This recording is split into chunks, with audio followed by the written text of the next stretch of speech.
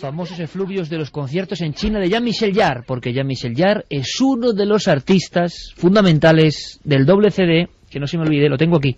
Suena así, doble CD. ¿Te regalas uno? Que yo lo tengo. Es que no lo tengo ni yo, o sea que, en fin, vamos a ver, por esto puede haber sangre esta noche. La nave del misterio, doble CD, y vean qué maravillas, por favor, mirad qué maravillas, sentid estas maravillas musicales.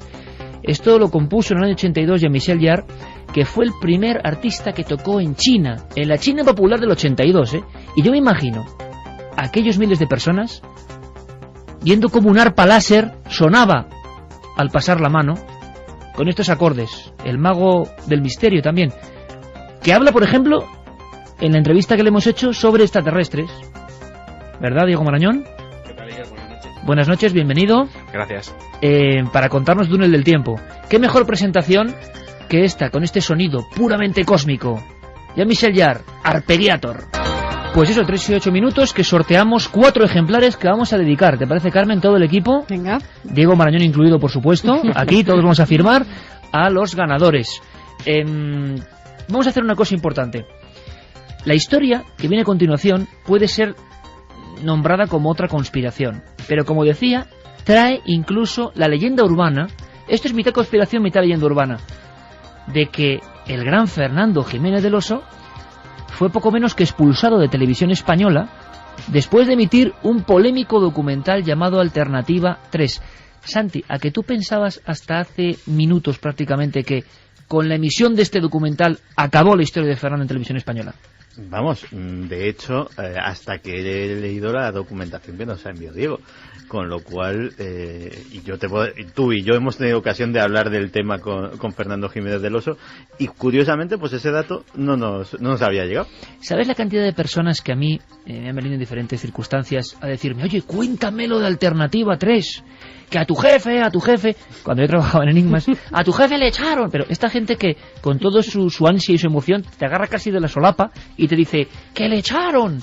Y bueno, pues un día hay que hablar de Alternativa 3, y tengo por aquí un viejo libraco que se llama Alternativa 3 y que dice: un complot asombroso, sociedad de elegidos en Marte, sigue, sabios de nuestro planeta desaparecen sin dejar rastro, y más, la Tierra está a punto de desaparecer y solo unos pocos elegidos podrán salvarse.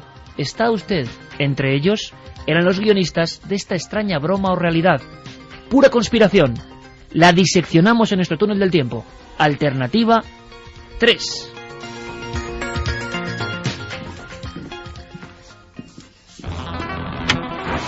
Alternativa 3 era un episodio más, un capítulo de una serie de mucho prestigio en Inglaterra que se llamaba Informe Científico. Medianoche. Que ya las pantallas de televisión están reflejando un punto luminoso. Las psicofonías son grabaciones paranormales en cinta magnetofónica. Los archivos aproximadamente 3.000 casos de encuentros con los humanoides. Esta noche, mágica, La Cruz del Diablo, de Gustavo Adolfo Bécquer. Que el metal se está fundiendo. Quien dice que pronto se convertirá en algo así como plástico. Concretamente esta cuchara que tengo en la mano es nueva totalmente. El túnel del tiempo. A las 3:11 comienza el viaje. Un viaje a Marte, a la leyenda, a la broma o al complot televisivo. Diego, ¿cuándo se emite en España el documental Alternativa 3? Bueno, el estreno en España de Alternativa 3 se produce en La Puerta del Misterio, que es uno de los programas clave de Fernando Jiménez del Oso en Televisión Española. En nuestro país se emite te lo digo, lo tengo aquí apuntado, el 6 de febrero de 1983 a las 8 de la tarde, en la segunda cadena de Televisión Española. Perfecto, ese es el dato, aunque el documental es muy anterior. Sí, el documental es de la productora independiente Anglia, una productora inglesa, y se emitió el 20 de junio de 1977. Fernando lo estuvo buscando durante varios años hasta que por fin logró dar con él, lo dobló y lo emitió en este programa que por aquel entonces emitía contenidos extranjeros, y que hasta hace unos meses antes de Alternativa 3 pues había emitido material propio que habían rodado a lo largo de España. Yo solo pido a toda nuestra audiencia, por favor, como dice bien Santi, la que escucha el programa ahora y que es casi la misma cantidad la que lo escucha después de diferentes partes del mundo. Atención, porque esto yo sé que va a ser un bombazo, porque puede haber algo de verdad. Ese cuidado. la paranoia o no de Alternativa 3, si ahora la leemos con nuestra lectura de hombres del siglo XXI, en fin, vamos a ver que hay cosas que se han cumplido o que se están cumpliendo, y eso es curioso. Me pasa una cosa muy significativa a mí con Fernando Jiménez del Oso, creo que a Carmen también le ocurre y a Santi también. Oyes a Fernando, ves a Fernando, le escuchas en la radio y parece que sigue estando ahí, ¿no? Contándonos cosas, ¿no? Como cuando lo hacía en la redacción, exactamente igual, y eso es un poco la burbuja de las personas que, hombre, pues han sido importantísimas. Fernando tuvo como un momento de gloria por el eco de Alternativa 3, pero también de polémica, hay que decirlo, como ha ocurrido con otros maestros como Benítez aquí con el Caballo de Troya, lo hemos contado. Momentos delicados y a la vez de un enorme impacto. Decías, Diego, que cada cierto tiempo llegaban cartas preguntando por Alternativa 3. Era como el San Benito, el sello que le perseguía también. Sí, exacto. Por aquel entonces vosotros trabajabais en Enigmas, pero yo lo leía. Y yo me acuerdo que cada 5 o 6 meses, invariablemente, sí, se plantaba una carta al director donde le preguntaban: Fernando, ¿qué hay de cierto en esto que se cuenta sobre este documental con el que te echaron de Televisión Española? Y Fernando siempre decía: lo he explicado cientos de veces, pero voy a hacerlo una vez más. Y bueno, pues ahora vamos a explicarlo nosotros, Diego, y vamos a contarle a muchísima gente qué había en esa historia del documental emitido en España. Pone los pelos de punta, a nivel mítico. Fernando Jiménez del Oso, La Puerta del Misterio, nos habla instantes antes de que en las pantallas de nuestro país se vea esa extraordinaria historia de Alternativa 3. Por fin podemos ofrecerles a ustedes el anunciado programa Alternativa 3. Yo en lo personal llevaba años con la intención de conseguir ese programa y que ustedes pudieran verlo. El programa se emitió por el canal independiente de la televisión inglesa el 20 de junio de 1977. Y al día siguiente todos los periódicos se hicieron cargo, recogieron la noticia de ese programa, de lo que ahí se decía, y escribieron editoriales de todo tipo. Las centralitas telefónicas de la emisora de televisión se encontraron bloqueadas durante varios días de gente que llamaba, unos alarmados, otros indignados y otros preguntando si aquello era una siniestra broma o era real. Ahí tenemos un dato ya inicial a apuntar. Impacto enorme en la emisión del año 77 en el Reino Unido. Sí, si hace unas semanas hablábamos de la Guerra de los Mundos, yo creo que a nivel televisivo es lo más parecido que se ha emitido desde entonces. O sea, la reacción, quizá no a tan gran escala, pero sí es cierto que la centralita de Anglia TV se colapsó. La cadena se vio obligada, ante tal impacto en el público, a emitir un comunicado asegurando que, bueno, que todo el mundo se lo tomase con cautela. Hay que tener muy en cuenta lo que tú has dicho, la fecha en la que se emitió. Se emitió un 20 de junio, pero claro, ese programa no estaba pensado para emitirse un 20 de junio, estaba pensado para emitirse el 1 de abril.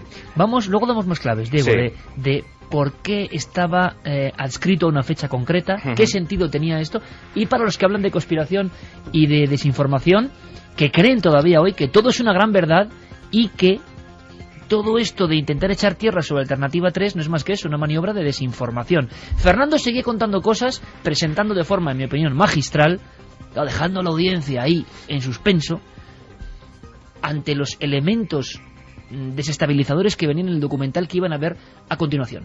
¿Qué es lo que contiene Alternativa 3 para armar todo ese revuelo y para haber provocado como consecuencia que no sea permitida su emisión en Estados Unidos y que tampoco sea permitida su emisión en la Unión Soviética? Bien, lo que dicen en Alternativa 3 es muy interesante. Entre otras cosas, dicen que los científicos están convencidos de que nuestro planeta ha entrado en una serie de cambios atmosféricos que van a conducir a una sequía total y a la desaparición de la humanidad en definitiva. Esto se debería fundamentalmente a esa capa de dióxido de carbono que se está acumulando allá arriba y que está haciendo un efecto de invernadero. Una vez convencidas las autoridades científicas de esta realidad más o menos inminente, plantearon alternativas. ¿Qué se podía hacer? Que es tratar de llevar a esa humanidad, aparte de esta humanidad, lejos del planeta, a otro planeta, ni más ni menos.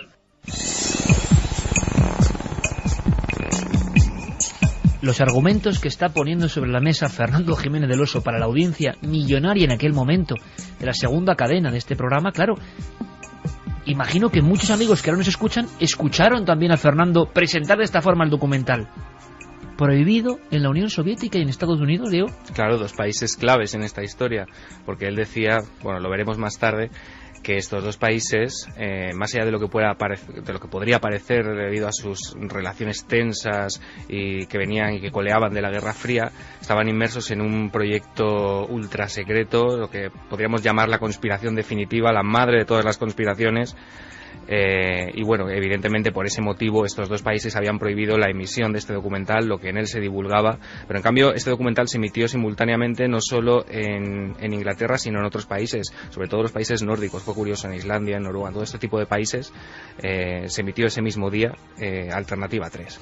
Más cosas que va a contar Fernando Jiménez del Oso en este túnel del tiempo, ¿no? Aquí está Fernando. La magia de las grabaciones, como el cine, como la televisión, como el sonido, es que todo el mundo está presente, sigue contándonos historias, ¿no? Y sigue influyendo sobre la audiencia, yo creo, de la misma forma. Pido, por favor, líneas de contacto, Carmen, para que nadie se olvide, porque sé que va a haber muchos amigos y amigas que hablen de Alternativa 3. Vamos a repetir esas vías de contacto. 27699, palabra clave Milenio, espacio, vuestros mensajes, milenio3 con número, @cadenaser.com y www.cadenaser.com, que vamos subiendo los mensajes segundo a segundo, Iker. Y el regalo, 4 de esos packs que viene CD y también un libreto con toda la historia de las canciones de Milenio 3 y Cuarto Milenio. Bueno, pues Fernando nos da más datos para el estremecimiento global. Había víctimas a raíz de la emisión y elaboración de este reportaje llamado Alternativa 3. Algunos de los testigos ya no están, como el astronauta Brodin, que murió en el año 1978, se suicidó, y es una de esas muertes extrañas que también rodean a todo ese tema de Alternativa 3. Por ejemplo, Valentine, que era un astrónomo, murió en unas circunstancias muy misteriosas, ni más ni menos que fue objeto de una cremación espontánea. Tuvo un accidente de coche y su cuerpo se quemó, literalmente se achicharró, apenas quedaron cenizas, mientras que sus ropas estaban ligeramente chamuscadas. Esa combustión espontánea sucede de vez en cuando, es como algo parecido a lo que sucede en un horno de microondas. Ustedes meten un pollo envuelto en algo, el pollo se cuece y sin embargo la envoltura permanece casi fría. Algo parecido es lo que le sucedió a Valentine, algo desde luego muy extraño. Y este Valentine fue el que proporcionó de una manera indirecta a los que realizaban el programa Alternativa 3 una cinta de vídeo sustraída a la NASA en la que se demuestra que rusos y americanos estuvieron en Marte nada más y nada menos que en 1962. Exactamente el 22 de mayo de 1962, comprobando que la atmósfera de Marte es respirable.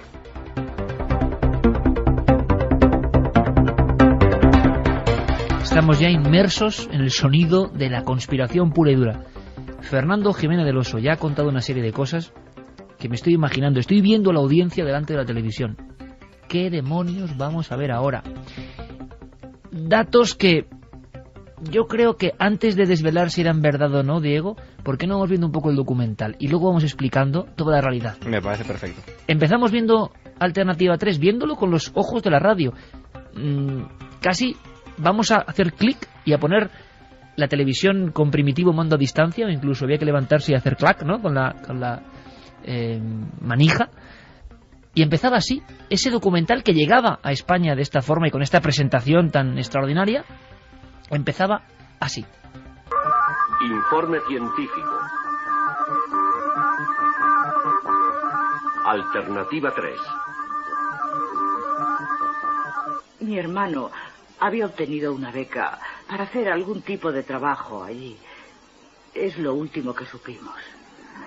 El no saber nada, eso es lo peor. Desaparecido desde el 9 de noviembre de 1975. No había nada extraño en su comportamiento. Simplemente desapareció. Desaparecida desde el 30 de diciembre de 1976. Estas personas a las que acabamos de oír han perdido a alguien que les era cercano. Perdidos en misteriosas circunstancias. Desapariciones súbitas e inexplicables sin dejar rastro. Si se están ustedes preguntando qué tiene que ver este tipo de historias, por importantes y trágicas que puedan ser, con informe científico, tendremos que retroceder en el tiempo unos 18 meses, cuando empezamos a trabajar en otra película que examinaba la fuga de cerebros de Inglaterra. Vamos a ver, una presentación impecable, unos locutores magníficos y una sensación de que un programa de enorme prestigio de repente ha cambiado sus directrices y nos está contando algo extraño, distinto. Tú antes me comentabas una comparativa ideal para entenderlo, Diego. Sí, Alternativa 3 fue un documental que se emitió dentro de otro formato que se emitía en Inglaterra, que se llamaba Informe Científico. Era un programa en el que se abordaban asuntos presentados por divulgadores, por investigadores muy serios, sumamente respetados, intachables, y aquí se abordaban pues esto, asuntos científicos, y es como si, te decía, es como si hoy mismo Eduard Punset en redes abre su programa y te cuenta esta misma historia. Íbamos unos hombres hablando de que han desaparecido sus amigos o familiares. Exacto, ellos dicen que iban a hacer originalmente un reportaje sobre la fuga de cerebros en Inglaterra, cómo los científicos que están ahí formándose se ven obligados a irse a otro país a trabajar por las condiciones laborales o económicas, pero se encuentran con algo que no esperaban los responsables del programa. Y se encuentran con una historia increíble que tiene que ver con una cinta de vídeo. Esa cinta de vídeo la presentaban así. Pero ¿y la cinta de vídeo que Valentine tenía tanto interés en que llegase a salvo a manos de su amigo el señor Henry? Aparentemente nada, ninguna imagen. Solo el incesante ruido del espacio, el nada diferente a incontables otras cintas de los archivos de la radioastronomía. Nos aseguraron que aquí no había solución alguna a la misteriosa muerte violenta de Sir William Valentine. En ese caso, ¿cuál podía ser la información vital que Valentine había descifrado de esos ruidos aparentemente casuales? Es algo que tuvimos que esperar un tiempo para averiguar. La pregunta es obvia. ¿Qué era esa cinta de vídeo? ¿Quién era el tal Valentine? Pues Valentine... Era como un testamento en vídeo, de alguna forma. Un documento secreto que salía a la luz. Un testamento involuntario, realmente. Valentine era uno de esos supuestos científicos, uno de los protagonistas de esa fuga de cerebros, y que había concertado una cita con uno de los periodistas de Informe Científico.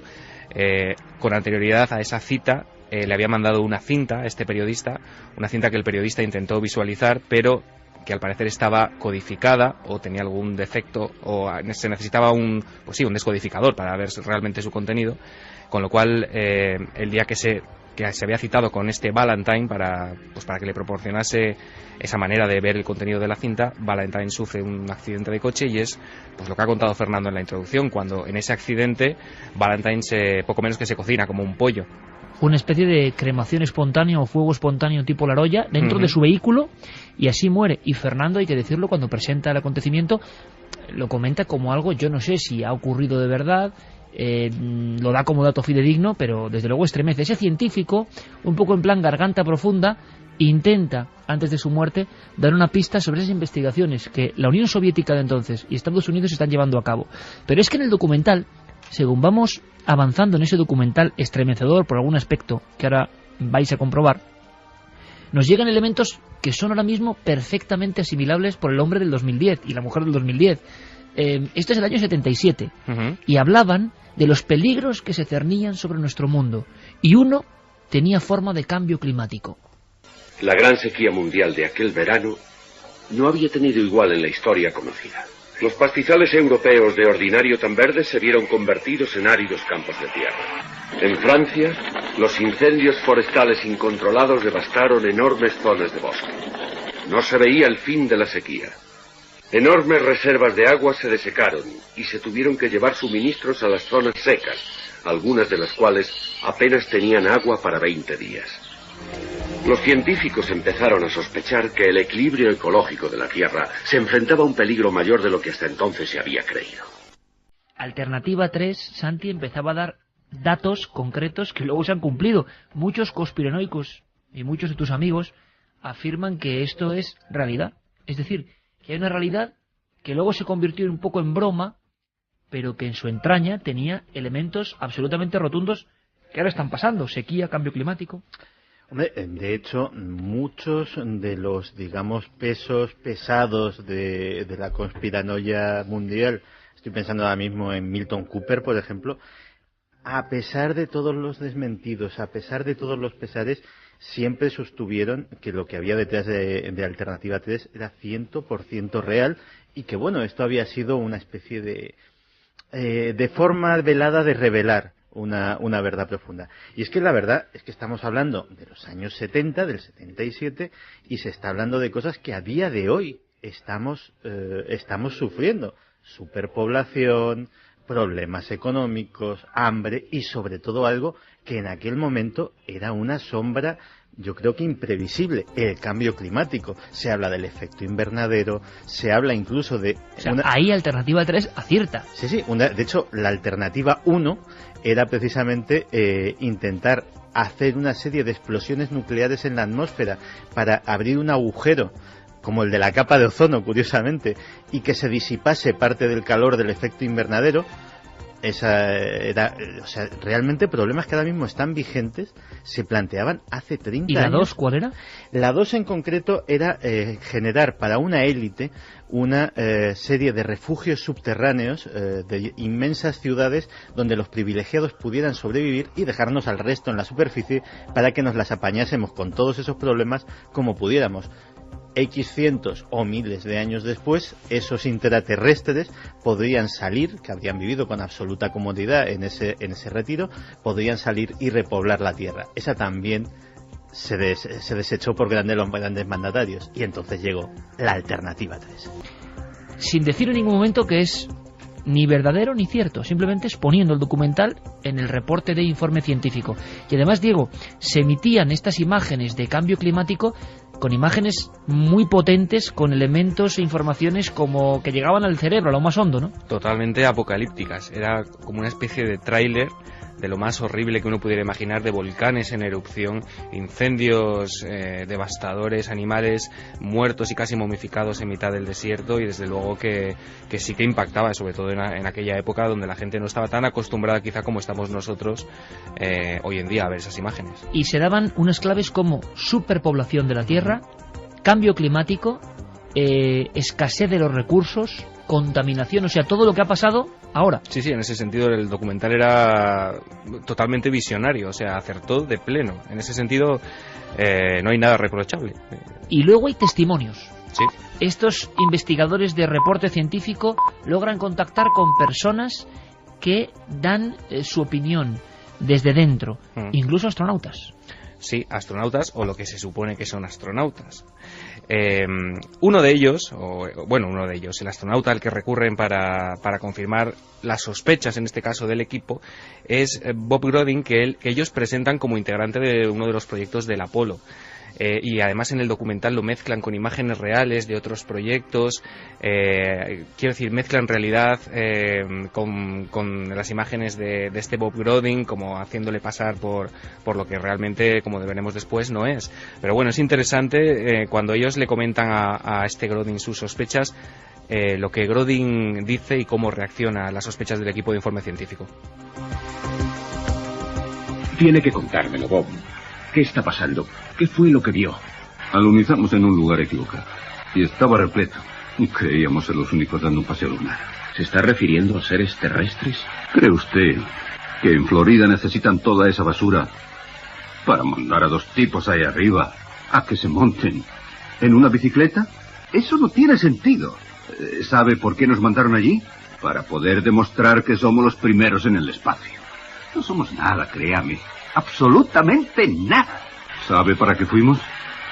Para que ustedes sigan tan felices. Para que la gente deje de hacerse preguntas acerca de lo que está pasando de verdad ahí arriba.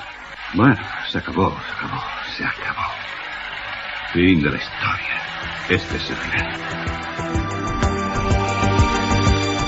Astronautas que sabían de esos planes conjuntos entre la Unión Soviética y Estados Unidos para colonizar otros mundos y para intentar hacer realidad esa Alternativa 3. Más personas, un tal Gerstein. Sí, Gerstein era uno de los doctores, uno de los científicos que inicialmente, cuando los responsables de informe científico contactaron con él, se negó a darles demasiada información. Les habló de 3 alternativas en caso de que la situación en el planeta llegase hasta cierto punto, pero cuando ellos le preguntan ¿nos puede contar algo más?, él responde que no. Al cabo de un tiempo, de unas semanas, el equipo de informe científico vuelve, apoyado por la cantidad de sospechas y ya casi podríamos decir que evidencias. Le requieren un testimonio con mayor peso, le requieren quieren que les cuente realmente qué es lo que sabe, y Gerstein accede a hablar. Digamos que ya tira de la manta porque se da cuenta de que la gente de informe científico pues ha descubierto la madre de las conspiraciones. Cuando volvimos a Cambridge y le presentamos al doctor Gerstein la información que habíamos obtenido hasta entonces, accedió por fin a dejarse entrevistar acerca de la alternativa 3. En la conferencia de Huntsville acordamos que no se podía hacer nada por frenar el avance demográfico ni evitar el agotamiento de las reservas alimenticias de la Tierra. Alternativa 3 era una opción mucho más limitada. Era un intento de asegurar que al menos algunos seres humanos pudieran sobrevivir a la hecatombe final. Éramos teóricos, no técnicos, pero estábamos hablando de un tipo de viaje espacial que hasta entonces era patrimonio de la ciencia ficción. ¿Se refiere a ir a colonizar algún otro planeta? Me refiero a salir huyendo de este mientras estemos a tiempo. Luego el doctor Gerstein siguió hablando del tipo de selección humana que les gustaría saber que se salvaba. Un equilibrio de las ciencias y las artes. En realidad, un amplio espectro, dentro de lo posible de la cultura humana. Dijo que la lista nunca sería exhaustiva, pero que así todo sería mejor que nada. Estas son las fichas que vieron antes. Recopilan a gentes desaparecidas sin dejar rastro ni explicación durante el último año y medio. En otros países tienen listas parecidas. En todas ellas hay seres pertenecientes al tipo de selección que Gerstein describió. Todos con buena salud y de menos de 55 años. Pero ¿a dónde han ido?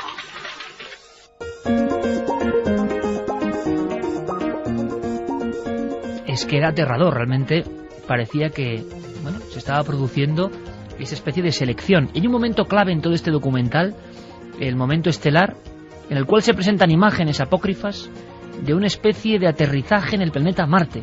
Sí, de un aterrizaje que ellos sitúan en el año 1962, además le dan cierta fiabilidad. Bueno, hay que decir que la alternativa 3, no sé si ha quedado claro a la gente que nos está escuchando, es formar, dar un segundo salto infinito, precisamente. Si el primer salto infinito se dio en la prehistoria, este sería dar ya el definitivo, abandonar el planeta, intentar colonizar Marte y teniendo la Luna como una especie de trampolín, para tener ahí una base, digamos, intermedia. Lo que intenta Alternativa 3 es presentar esa posibilidad, y sí, se presenta una filmación de un supuesto aterrizaje sobre Marte, donde además hay un momento que yo creo que es clave y que se le quedó a mucha gente en la retina. Yo creo que seguramente si la gente que nos está escuchando vio el documental en su día, cuando lo digamos se van a acordar. Es precisamente cuando aterriza el módulo, el narrador va explicando todo lo que ocurre, y en mitad de la explicación del narrador hay algo vivo, hay una especie de bicho que sin verse, una especie de topo que va levantando la tierra, o de gusano, o de lombriz enorme. Exacto, que va levantando la tierra y que en ningún momento se ve, pero yo creo que precisamente por eso es aún más aterrador e impacta tanto. O sea, está muy bien hecho. Sí, realmente sí. Por lo tanto, este es el reportaje que echó al gran Fernando Jiménez del Oso de Televisión Española. Hombre, tiene enjundia la historia. ¿Qué hay detrás de todo esto? Vamos a contarlo ahora, pero este es el momento. Alternativa 3, emisión en España, enorme polémica y imágenes del año 62 de la llegada de los hombres, ni más ni menos, al planeta rojo. Creemos que esta es una auténtica grabación del primer descenso secreto sobre el planeta Marte de una nave sonda terrestre no pilotada. También creemos que la fecha que se da, 22 de mayo de 1962, es correcta. Sin duda alguna, el muro de seguridad con el cual se había pretendido ocultar esta información solo se podía mantener mediante la cooperación activa de gobiernos a muy alto nivel. Y de ello se seguiría que las, al parecer, favorables condiciones de vida en Marte, susceptibles de adaptarse al hábitat humano, se mantuvieran en secreto. Que lo que no hay duda es de que el esfuerzo empleado en ocultar al mundo estos descubrimientos hace suponer que alguna operación de suma importancia se ha llevado a cabo encubierta por los mecanismos de seguridad. Cabría suponer que esa operación es la que el doctor Gerstein llama Alternativa 3, en cuyo caso es posible que se haya establecido en Marte alguna colonia humana, o que todavía se estén haciendo los preparativos para su transporte desde la Luna hasta Marte. ¿Quién sabe? Pero hacemos hoy este programa incitando a aquellos que sí saben a que nos digan la verdad. Hay una cosa que es bien curiosa y que yo creo que no se acaba de explicar del todo, se emite en España, hay un impacto brutal, tremendo, y empiezan las críticas, porque se descubre algo que es esencial en todo esto, y es que era una enorme broma, o por lo menos así se presentó en el Reino Unido. Sí, desde luego, y no había lugar a la duda porque en los propios créditos del documental aparecían reflejados los personajes y el actor que los interpretaba, con lo cual ni había Bob Groening, ni había astronauta Bob Groening, ni había Dr. Gerstein, todos ellos eran actores en su mayoría secundarios que habían participado pues como secundarios también en películas como pues El hombre que sabía demasiado, La reina de África, clásicos de este tipo. Y al final de todos los créditos, cuando se llega al último segundo, aparece la fecha real en la que ese programa debería haber sido emitido en Inglaterra, que no era el 20 de junio como realmente se emitió, sino era el 1 de abril. A lo mejor la gente que no esté muy familiarizada con la cultura anglosajona dice, bueno, ¿qué más da? Lo curioso es que el 1 de abril en la cultura anglosajona es el equivalente a nuestro Día de los Inocentes, es el April Fool's Day, con lo cual no queda lugar a dudas que Alternativa 3 había sido una gran broma que el equipo de informe científico había querido gastar a esa audiencia, porque en efecto sí que ese programa había sido concebido como el final de la serie. Pero hay algo aquí que no encaja del todo. Menuda broma en un programa científico, y segundo, ¿quién es el programador televisivo que, sabiendo que eso es una enorme broma y lo que puede provocar, va y lo cambia de fecha? O sea, es que es algo tan absolutamente extraordinario. Ese programador de televisión, que también son, ¿no?, una especie bien curiosa, cambió las cosas y de repente luego, pues fue el generador de la conspiración. No, realmente parece ser que por razones que no están aclaradas, ese día no hubo emisión de informe científico. Y entonces, pues evidentemente la programación siguió a la semana siguiente, tal cual, y cuando acabó la temporada dijeron, tenemos un programa colgando. Y tú y yo sabemos cómo se las gastan en la televisión. Dijeron, antes de guardárnoslo, lo emitimos el día que sea. Y así pasó lo que pasó. Pero vamos a ver, vayamos al meollo. Por cierto, ¿hay gente que recuerda haber visto Alternativa 3 en vivo, Carmen? Pues no. ¿Nadie se acuerda de Alternativa 3 de verlo en directo? No. Madre mía, eso sí me extraña. Lo han visto a través de internet ya. Claro, o sea, ya están en la época digital, pero no recuerdan aquel impacto. Viendo, no. Pues fíjate, yo echo de menos al señor que se enganchó de las solapas y me decía, ¿le han echado? Bueno, ¿le han echado o no le han echado? ¿Qué pasó con Fernando? Versión oficial de la leyenda urbana. Santi, ultra conocida. De repente, toda esa obra con enorme audiencia de Fernando Jiménez del Oso que se trunca por emitir Alternativa 3. ¿De dónde surge eso? Pues realmente no lo sé, porque el propio Fernando, lo que me contó a mí y lo que aclaraba a todo el mundo que le preguntaba, es que efectivamente, y ahora veremos que a lo mejor no están así, efectivamente coincidió con el final del programa, pero que en absoluto había tenido nada que ver. De hecho, incluso podía haberlo tomado como la misma broma de decir, bueno, pues acabamos la emisión de La Puerta del Misterio, pues con esto que es más o menos algo ligero, por decirlo de alguna manera, ¿no? Pero desde luego no sé de dónde salió la historia de que le habían destituido fulminantemente por poner en antena eso. Fernando Jiménez del Oso sabía que era una broma, pero en la presentación, bueno, yo lo pregunto, no lo sé, en la presentación del documental en ningún momento habla de que eso sea una broma. Ha llegado un punto en el que dudo que Fernando lo supiera. Yo creo que Fernando hizo la introducción también amparado en la publicación de ese libro que tú comentabas antes, ¿no? Que lo publicaron los guionistas, el director de Alternativa 3, y en el que se ahondaba todavía más en esa teoría de la conspiración, se daban más datos y se presentaba realmente el documental y la teoría como real. A mí me extraña que Fernando realmente, sabiendo que era una broma, no dijese nada, aunque quién sabe. Yo no Luego lo sé. siempre le preguntaban, y aquí tenemos un corte de un programa absolutamente mítico y legendario, Mitchell Casas. O sea, Mitchell Casas es decir, leyenda pura y dura de la televisión, el pentáculo. Atención a mi amigo Mitchell, porque Mitchell, lo siento, pero un día, lo siento no, porque realmente es un homenaje, sabes que tenemos mucho cariño, pero vamos a hacer un túnel del tiempo totalmente centrado en el pentáculo, porque hay un momento en el pentáculo que esto no es para hoy, pero se superan todas las cotas de fuerza televisiva, que es la famosa pelea. Cuando se dan, ¿no? Sí, la famosa pelea, que si queréis luego lo contamos, la famosa pelea con Pruden Muguruza por en medio. Sí. Pero Pruden Muguruza haciendo gestos tipo Karate Kimura, intentando apartar a dos videntes que se están golpeando, Ricard Bru con una vasija así. Dos cámaras soltando la cámara. El momento en el que el cámara deja la única cámara y sale corriendo a meterse en esa especie de pressing catch en mitad de la Euskal Televista, es algo de tal fuerza. Yo sé que Mitchell lo va a entender. Es que es un momento que existe y que es tremendo, y que todos los que trabajamos en la televisión sabemos que puede pasar cualquier cosa en cualquier momento. Pero esto no quita para que el Pentáculo fuese durante un lustro un programa maravilloso en radio, en televisión, una labor increíble. Y Mitchell llevó a todos los grandes expertos. Por fortuna no tuvo trifulca ese día, pero estaba Fernando Jiménez del Oso, y ¿qué le pregunta? Evidentemente, por Alternativa 3. Fernando, a nivel personal, porque claro, es muy difícil poder demostrar absolutamente nada, pero ¿tú crees que es posible que toda esta historia haya sido cierta y que hayan estado los americanos y los rusos ya en el año 1962 en Marte? A mí se me hace muy cuesta arriba creerlo. De hecho, ese documental, ese docudrama, en un principio cuando hice la presentación de él, basándome en los datos que figuraban en otro libro con el mismo título, escrito por parte de los que habían escrito el programa de televisión, pues se hablaba de él como un docudrama, es decir, como actores representando a personajes reales. Luego, después de aquello, y en vista de la polémica que se desató, la investigación nos llevó a comprobar que no, esos personajes tampoco existían, que aquello era una ficción, por lo menos en su aspecto formal.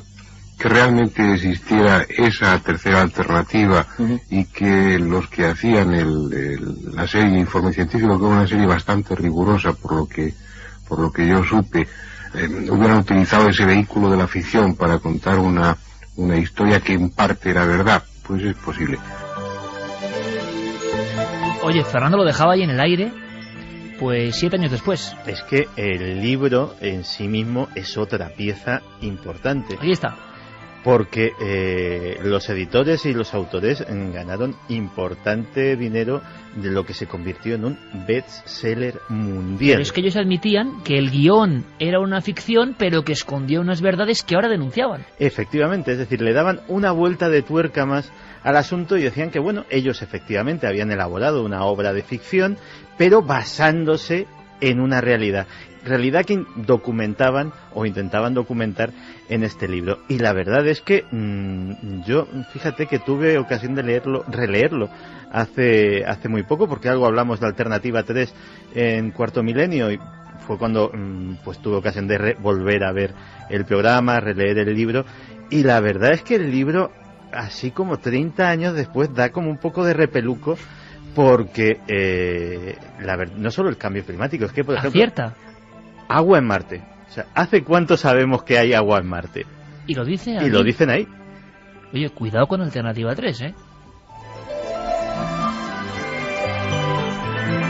A ver si va a ser un libro profético y tiene algo de razón Watkins, Ambrose y Miles.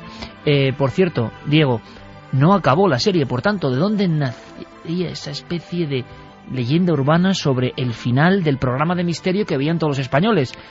Pues no lo sé, el propio Fernando lo confirmó en alguna ocasión en este aspecto. Yo comprobé buscando... O sea, Fernando llegó a decir que realmente acabó la serie con Alternativa 3. Sí, yo he estado buscando. Yo, como no tengo otra cosa que hacer, la gente dirá, este hombre...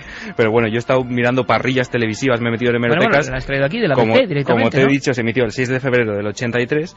Y, por ejemplo, Fernando, muchos años después, yo cuando estudiaba, yo recuerdo que un día leí una contestación a una lectora en Enigmas, en el que él dice, efectivamente, el final coincidió con la serie... pero realmente no provocó ese final, sino que ya estaba pactado con Televisión Española.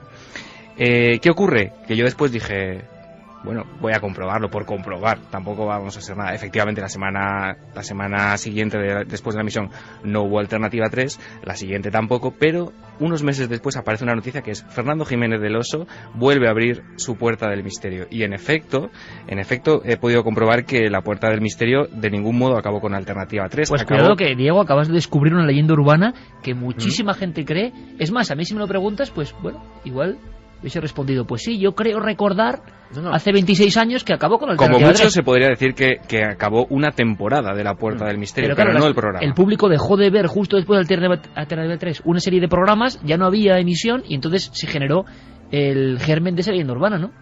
Sí, pero vamos, lo que le contestaba Fernando a esa lectora, a mí me lo dijo de viva voz. Supongo que pasados los años a lo mejor le bailaron un poco las fechas, pero te puedo asegurar que eso lo he oído yo con estos oíditos. Pues es un misterio más de esta historia increíble, Alternativa 3. ¿Se sabe algo de los autores de esta historia? ¿Acabó aquí todo su No, trayecto? los autores, tú decías antes que ganaron mucho dinero y siguen ganándolo. Alternativa 3 salió en DVD en 2007. Por cierto, que los originales, el máster original de la grabación se ha perdido. El máster que utilizaron para hacer el DVD procede de la grabación personal de uno de ellos. ¿Se perdió todo? Sí, en un incendio, se supone. Los documentos legales de contratos de producción, todo este tema de Alternativa 3 han desaparecido y lo único que se conserva es ese DVD que salió en 2007 en Inglaterra, que no conserva el audio original, por eso los documentos que se han emitido hoy tienen ese sonido un poco de VHS antiquísimo. Y como te digo, pues sí, David Ambrose y toda esta productora siguen ganando dinero con Alternativa 3. Y Anglia Televisión, hoy con otros nombres, pero que no quieren saber nada de Alternativa 3. No quieren saber nada. Cuando alguien les pregunta por Alternativa 3 es como si para ellos no hubiese existido nunca. Comentar al diablo. Diego Marañón, muchísimas gracias. Aquí en vivo, en Milenio 3. A vosotros, un placer. Ahora vamos con nuestros oyentes, por supuesto, y con el sorteo de este doble CD que ha salido esta semana a la venta, con muchas de las músicas que está poniendo ahora mismo Noel de fondo. Pero ha ocurrido algo. La primera noticia me la enviaba Guillermo León. Al parecer en Estados Unidos un estudio muy interesante sobre la, vamos a decir, parapsicología o percepción extrasensorial o adelantarse al futuro. Bueno, en fin, es un tema tan complejo que iremos desbrozándolo, pero tenemos ya al corresponsal de la cadena SER en Estados Unidos, Javier del Pino, que hace una recopilación de información. Yo creo que es sorprendente para reflexionar. Es un experimento que para unos está al borde de la ficción, para otros es pura ciencia. Se trata del estudio de los llamados fenómenos PSI, una categoría de la parapsicología que engloba situaciones relativamente frecuentes y frecuentemente inexplicables, como la telepatía, la clarividencia, la premonición y sobre todo la precognición, la capacidad de saber con antelación lo que va a ocurrir en el futuro. El estudio ha sido publicado en la revista de la Asociación de Psicología Social de Estados Unidos. Según el experimento del doctor Daryl Bem, todos poseemos esa capacidad de la precognición. Todos somos, en teoría, capaces de adelantar hechos que van a ocurrir en el futuro, pero unos han desarrollado esa capacidad más que otros. Su trabajo está basado en pruebas que datan del año 1931 en la Universidad de Duke, con el psicólogo Joseph Rhine. Con una baraja que contenía solamente 5 cartas distintas, se le pedía a un grupo de individuos que anticiparan qué carta iba a salir. Después de hacerlo cientos de veces, el porcentaje de aciertos estaba exactamente en el 20%, que es justo el porcentaje que marcan las leyes aleatorias de las matemáticas. Sin embargo, había un individuo llamado Adam Linsmeyer que siempre acertaba al menos en el 50% de las ocasiones, y en una de las pruebas fue capaz de acertar correctamente la carta 9 veces seguidas. Las posibilidades matemáticas reales de que eso ocurra son de 1 entre 2 millones. Días después de terminar el experimento, y para asegurarse de que no había truco, el doctor Rhine le pidió de manera imprevista en su coche que lo intentara de nuevo. Linsmeyer adivinó en esa ocasión 15 cartas seguidas. La posibilidad matemática de que eso ocurra de manera casual es de 1 entre 30.000 millones, lo cual demuestra que al menos ese hombre tenía una facultad extraña pero demostrable para adelantar el futuro. Lo que ha hecho ahora el doctor Daryl Bem es realizar experimentos similares de manera aleatoria y ha demostrado que el porcentaje de precognición es del 53%. Si los resultados fueran casuales, tendrían que ser exactamente del 50%. Un 3% de diferencia puede no parecer mucho, pero demuestra que determinadas personas tienen una capacidad innata para anticipar hechos que todavía no han ocurrido. Más del 50% de nuestros oyentes que han votado en esta encuesta han tenido algún tipo de fenómeno que no han podido explicar. Bueno, pues yo creo que es un elemento interesantísimo. Hoy hemos tenido aquí unos buenos amigos que vienen de la página de Foros del Misterio. Por ahí está nuestro amigo Félix Redondo. Félix, ¿cómo estás? Está ahí de fondo. Vienéis de Toledo, de ese congreso que se ha efectuado allí con un montón de amigos y de investigadores del misterio. Bueno, Vaya Nacho Ares ha estado ahí, Nacho ahí. Nacho que está que se sale el hombre, en la televisión también. No para. Y ha merecido la pena la experiencia de estar aquí en Milenio un día completo de misterio. ¿Cómo aguantan? Es increíble. Pues toda la suerte para ese foro, para Foros del Misterio, y tantos amigos que en toda la red difunden, por ejemplo, el mensaje de Milenio 3 y de otros programas amigos. Y que difunden también estas músicas en muchas ocasiones. Y yo quería dar las gracias a toda esa gente que ha entrado en mi blog, en la nave de la moda. Lo tuyo es tremendo. Ya. Santi, ¿tú sigues sin web? Yo sigo sin web. Bueno, esto no puede ser. Hay que hacer una web con temas como los que tú cuentas siempre, hazte conspiración. Hazte un blog, que lo haces tú mismo, muy facilito. De verdad, que muchísimas gracias, que muchas gracias a la gente, porque la acogida ha sido espectacular y que muchas gracias por seguirme. Y Diego Marañón también en un sinfín de sitios, en un sinfín de foros, en Foros del Misterio también. Ahí estamos. Y gracias porque tú me dabas algunos datos que yo no voy a repetir aquí, pero bueno, es tan impresionante el afecto que sentimos en el lado de lo digital. Diego, Félix, ambos cabezas visibles, ¿no?, de ese foro, y en muchos más que hay, de amigos, de milenarios, de un montón de foros. Es increíble los datos que nos llegan de las plataformas de descarga de este programa. Humildemente, solo queremos pasar un buen rato, aprender cosas y vivir la emoción, a veces mejor, a veces peor, de esa cosa maravillosa que es el misterio de la radio. Gracias por estar aquí. Un placer. Feliz regreso. Gracias. Diego, gracias por estar con nosotros. Fermín, Noel, todos los compañeros, muchísimas gracias. Carlos Largo, compañero, gracias por el trabajo especial de esta semana. Santi, nos vemos en 7 días. Y mañana en la tele. Nos vemos mañana en la tele. Mañana con una historia muy bonita, Juanelo Turriano, entre otros. Sí, y además voy a enseñar unas imágenes raras, pero no como las que vemos siempre en el programa. Sí, pero no lo digas. No lo digo. Mañana en 7 días aquí, mañana en la tele, en 7 días en la radio. Nuestra investigación prosigue. Y en estas fechas, pues sí, está bien, un poquito de alegría para todo el mundo, que la cosa está muy apretada. Y muchos besos para toda la gente que está en los hospitales, tanto los enfermos como la gente que trabaja para ellos. Y la gente están que cuidando, Y nos encontramos mucha gente que le está pasando y que sin embargo tienen la radio como vehículo de amistad y que están esforzándose. Hemos tenido algún ejemplo interesante de esfuerzo ante la incertidumbre que vivimos. Ánimo, alegría, feliz semana. 3 y 6 minutos, gracias por viajar con nosotros, gracias una vez más, tenemos que repetirlo, eso es bueno, como un avión, un gigantesco Boeing que lleva 750.000 amigos. Y nunca mejor dicho, algunos parajes montañosos, porque vamos en busca de un viejo misterio. Hoy es un día idóneo para hablar de aviones, con todo el increíble dilema que se vive en el cielo español y mundial. Habrá gente que no le gustará nada. La gente que ha estado ahí en el aeropuerto esperando pero horas y horas y horas con los niños pequeños y con todo. Pero dentro de los aviones han ocurrido muchos misterios. ¿Os acordáis del caso terrible, quizá muchos los más jóvenes no, del tiempo perdido en el vuelo, por ejemplo, Bilbao-Santander? Y no me refiero a tiempo perdido de retrasos lógicos o aviones que salen y llegan no a su hora, sino cosas mucho más raras. Ahora que se cumplen 65 años de la historia del vuelo 19, aquella historia que fue el primer eslabón del mito o no del Triángulo de las Bermudas.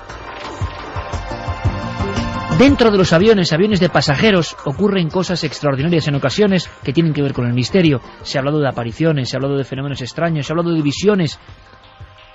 Y vamos a ir a contaros algo que acaba de ocurrir, porque si algo de alguna forma os muestra la directriz de este programa es que nos hemos basado en la pura y dura actualidad. Unos compañeros, investigadores, divulgadores, escritor, Carlos Gutiérrez, ha tenido una curiosa sorpresa. El nombre es, y vamos a explicar un poquito antes de conectar con él, Espectro de Brocken.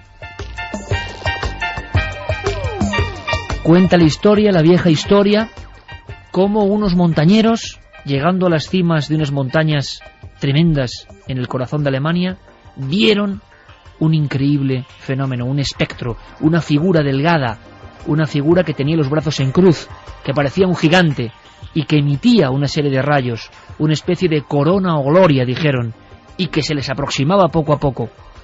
Terror y visión de algo que parecía el otro mundo. A partir de ahí, de la explicación de ese fenómeno, se gesta este término que a los amantes del misterio siempre nos ha apasionado, porque es sonoro, ¿verdad? Espectro de Brocken.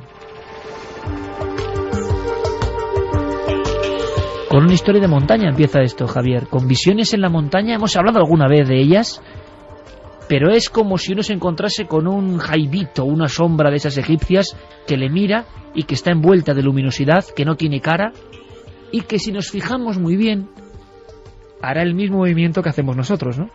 Efectivamente, porque se trata de un fenómeno que tiene explicación, se trata de una manera de refractar la luz cuando estás por encima de las nubes, muy peculiar, que crea una especie de halo tornasolado en torno a una sombra, y que es realmente espectacular. Se ha fotografiado en unas cuantas ocasiones, no es fácil de ver, pero cuando aparece es muy llamativo, y el nombre le viene del pico Brocken, en el corazón de Alemania, como tú muy bien decías, que ya decía la tradición desde muchos siglos atrás que era refugio de espíritus y brujas, precisamente por ese tipo de fenómenos luminosos que, en fin, que se veían con cierta frecuencia allí. Y el espectro de Brocken, esta formación de un cuerpo humano más estilizado o deformado en ocasiones, con lo cual la visión tenía que ser tremenda, envuelto de colores del arco iris. Estoy pensando yo ahora, Javier, quizá ha provocado a lo largo de la historia en la antigüedad visiones extrañas. Imaginamos en la prehistoria, en esas montañas de Alemania nevadas, a los pobladores o incluso a los neandertales que dominaban Europa, viendo cómo al producirse el espectro de Brocken aparecía casi una entidad demoníaca o divina. Piensa que, por ejemplo, en China, en las montañas de China, en el corazón de ese gigantesco país y tan poco conocido en Occidente, en realidad, lo llamaban la luz de Buda. Es decir, que ya se la divinizaba de alguna manera o se la vinculaba a algo espiritual. Es lógico. Cualquiera que en estos momentos tenga acceso a Internet y se atreva y busque espectro de Brocken y vea las imágenes que surgen, le va a dar inmediatamente esa sensación espiritual, etérea, que transmiten esas luces en las nubes. Vamos a hacer una cosa.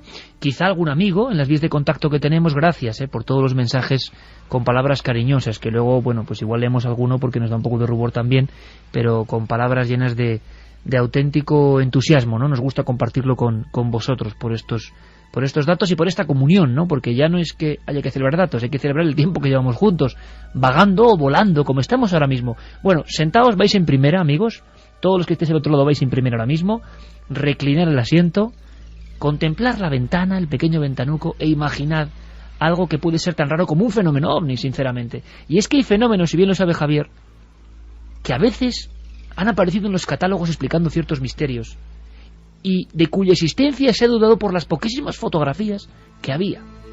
Rayos globulares, vórtices de plasma, fenómenos que son como la otra cara de la naturaleza que a veces irrumpe y que son un misterio. Difícil cazarlos. Ahora, sí, tenemos un cazador con suerte. Carlos Gutiérrez Tutor, en un vuelo procedente de Marrakech, hace muy pocas fechas se ha encontrado cara a cara con el espectro de Brocken. Y además, lo ha fotografiado. En Más Allá hay una pequeña crónica con el documento gráfico. Eso es como cazar un ovni casi, o más difícil. Que nos lo cuente él. Empezamos el vuelo. Carlos Gutiérrez, buenas noches. Hola, buenas noches, Iker. Carlos, vuelo, cuéntanos, ponnos su situación. Nos sentamos contigo en lo que es el trayecto. ¿A dónde ibais? ¿Ibas con tu compañera, con Olga? ¿Y qué ocurría ahí? Bueno, pues volvíamos de un viaje de Marrakech y ya volvíamos hacia tierras catalanas, y a eso de las 8:20 de la tarde, pues antes de mitad de trayecto, algunos pasajeros pudimos observar a través de la ventanilla pues un fenómeno que a priori, como bien dices, puede parecer extraño, y de hecho lo es, porque es muy poco frecuente y es realmente espectacular. Lo que pudimos ver es una aureola luminosa, multicolor, de los colores del arco iris, y dentro de esa aureola una forma. Y esa forma, si uno se fijaba bien, porque se iba transformando un poquito, era la silueta del avión, del mismo avión en el que nos encontramos. Entonces aquello causó pues un poquito llamó la atención de algunos pasajeros, e incluso algunos nadie sabía de qué se trataba aquello, ¿no? Claro, Olga y yo, como estudiosos de fenómeno ovni, como sabes, pues siempre tenemos que conocer, en nuestra obligación, algunos fenómenos atmosféricos que, si bien son poco frecuentes, no tienen nada de paranormal. Y en este caso se trataba del espectro de Brocken, que recibe este nombre porque, como bien dices, muchos montañeros de estas montañas, de las montañas Harz, que están al norte de Alemania, vieron hace años este efecto y lo asociaron primeramente a fantasmas. Pues esto que estábamos viendo en el avión lo veíamos por primera vez en vivo, porque ya habíamos visto fotografías. Se trataba del espectro de Brocken, que pudimos ver durante aproximadamente un minuto, tomar fotografías y disfrutar, porque no se puede decir de otra manera, disfrutar de este fenómeno natural que acompañaba al avión. Es decir, seguía es como si estuviera pegado al avión. Estaba estático, pero quiere decir que estaba acompañando en la atmósfera al avión, ¿no? Primero se veía poco siluetado el avión, después bastante siluetado, y al final desapareció la silueta y se quedó solo la aureola o gloria, que es como se le llama técnicamente a este anillo, a esta circunferencia que está alrededor de la silueta. Claro, solo era observable desde un lado del avión, lógicamente desde el otro, los que estaban en el otro ala, digamos, no. Y en el extremo del avión donde era visible, no todos, lógicamente, pues lo estaban viendo. Algunos estaban con las ventanillas bajadas y dormían, etcétera. Y duró solo un minuto, pero los pasajeros que estaban cerca de nosotros y que pudieron contemplar el fenómeno, todos se quedaron extrañados porque no sabían de qué se trataba. Y bueno, tuvimos que decirles que en efecto eso se trataba del espectro de Brocken, y hasta supimos dar una explicación porque la teníamos fresca en la memoria, porque explicamos un caso no hacía mucho tiempo reflejado en el libro La Guía Misteriosa de Aragón, que escribí hace poquito tiempo. Uno de los casos más conocidos en Aragón de fantasmas al aire libre, en Huesca, pues lo explicamos precisamente en el libro mediante el espectro de Brocken. Por lo tanto, lo teníamos bastante fresco y pudimos explicar a estos pasajeros de qué se trataba. Todos al final, lógicamente, pues se quedaron satisfechos con la explicación. O sea que tuvisteis que dar una improvisada conferencia para intentar, ¿no?, dar una solución a ese enigma que había acompañado al avión, y que estoy seguro que, claro, hasta para los pilotos o personas bastante avezadas en el ámbito de la aviación, será una cosa muy extraña, porque hablamos aquí de este mundo tipo rayos en bola, rayos de plasma, cosas que pertenecen a la naturaleza, pero que siguen siendo extrañísimas, y alguien dice incluso que más difíciles de captar que un genuino ovni, ¿no? Por lo tanto, tener en fotos, como tenéis vosotros, el espectro de Brocken, no deja de ser una buena caza. Pero decías, Carlos, que incluso al aire libre, en Aragón, había casos de fantasmogénesis en los cuales el testigo creía estar delante de una entidad de otro mundo, y era que su propia sombra reflejada con el espectro de Brocken. Sí, un caso, ese sucedió en el año 1992, y desde entonces algunos de los libros de las guías que se han escrito sobre Aragón mágico pues detallan este suceso ocurrido en Castellón-Roy, en Huesca, cerquita de Castellón-Roy, junto a la ermita que estaban reparando unos obreros. Este caso lo relatan como un caso típico de fantasmogénesis, de un espectro que se había aparecido en la calle visto por varias personas, ¿no? Y en efecto pudimos explicar este fenómeno casi al 100%, porque todas las características coinciden con el espectro de Brocken. Es decir, este fenómeno se da cuando hay nubes que están por debajo del observador, o niebla, que la niebla no dejan de ser nubes, y el sol está a baja altura. Por eso es tan típico este fenómeno dentro de las personas que practican el montañismo. Y bueno, uno de estos obreros que estaban realizando pues obras en la ermita de San Salvador, a las afueras, a las cercanías de Castellón-Roy, en Huesca, se acercó momentáneamente al pueblo, y cuando se dirigía hacia el pueblo, entre la ermita y el pueblo, pudo ver una silueta extraña, que él calcula a 50 metros de distancia, dentro de un anillo de colores también, exactamente como lo que pudimos ver en el avión, o como otros ejemplos de espectro de Brocken que tenemos de forma gráfica. Al regresar volví a ver lo mismo, y días después el hijo de uno de los obreros que estaba trabajando en la ermita volvió a ver lo mismo y comprobó que la figura que estaba dentro de este anillo de colores realizaba los mismos movimientos que realizaba él, es decir, que venía a ser una especie de reflejo, de espejo natural.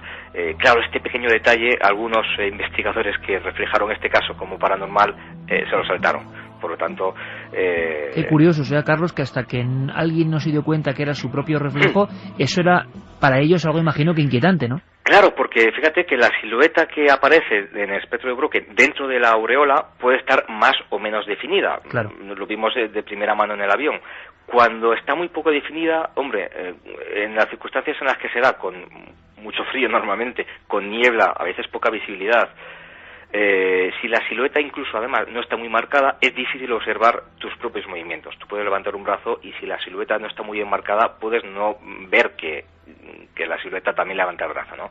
Entonces esto seguramente es lo que le ocurrieron a estos obreros de Castellón-Roy, en Huesca, que la silueta estaba poco marcada. A los días, cuando uno de los hijos de estos obreros vio el fenómeno también, la silueta estaba sin duda más marcada, y pudo comprobar que cuando él se movía, la silueta también se movía. Y Carlos, con esta explicación, que yo creo que es perfecto el análisis y el informe, nos damos cuenta de que muchos casos, o un porcentaje de casos, pueden tener esta raíz natural y que, claro, a ojo del observador no interesado o no versado en estas cuestiones científico-atmosféricas, tiene que ser algo sobrenatural. La caza ha sido buena en el sentido de las fotografías. ¿Habéis podido captar a buen tamaño y con buena definición al espectro de Brocken? Yo creo que es como el cazador que tiene una buena captura, ¿no?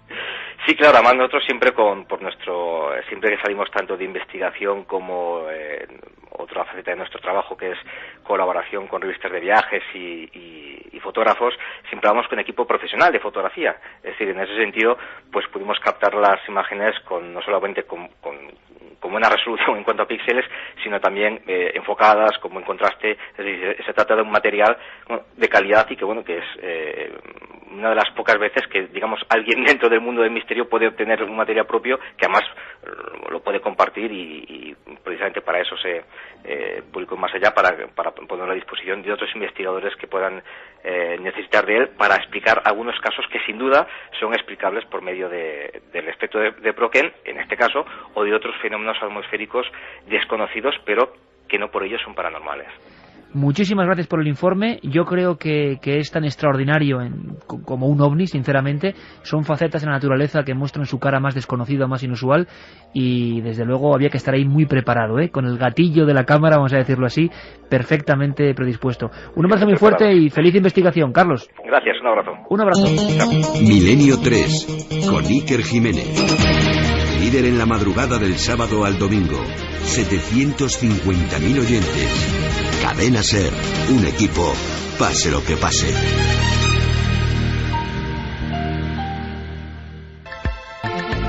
Tres y 22 minutos, continúa nuestro vuelo hacia siempre las tierras del misterio. Esta música, además, Equinox, tan cósmica, que aparece en ese CD de la música de lo enigmático, lo cósmico de Cuarto Milenio, y una pequeña apreciación, porque dentro del espectro de Brocken, que hoy damos a conocer a muchos amigos seguro, también hay subespecies, y cuando no es silueta humana lo que se ve, al parecer se llama de otra forma. Sí, ya lo ha comentado además el invitado que teníamos, que se llama Gloria. Es cuando se proyecta sobre, por ejemplo, la sombra del avión. Él lo decía, que se veía perfectamente el avión con esa aureola y que poco a poco se va deshaciendo la figura del avión y permanece solo queda la aureola como una especie de arco iris. Y ha habido muchos casos, incluso hay quien relaciona la aureola, ¿no?, de algunos personajes santos con este tipo de fenómenos. Nosotros queríamos dar un dato interesante que tiene que ver no con estas apariciones fuera del avión, sino incluso con algunos de los casos españoles, y en pequeño homenaje a ese vuelo perdido hace 65 años. Nos preguntaban muchos amigos si había casos similares en España. Hombre, hay desapariciones extrañísimas de personas que tenían que ver con los ovnis, como el caso Boado, por ejemplo, en el mar de Alborán. Pero hay un caso que sigue siendo un poco tabú.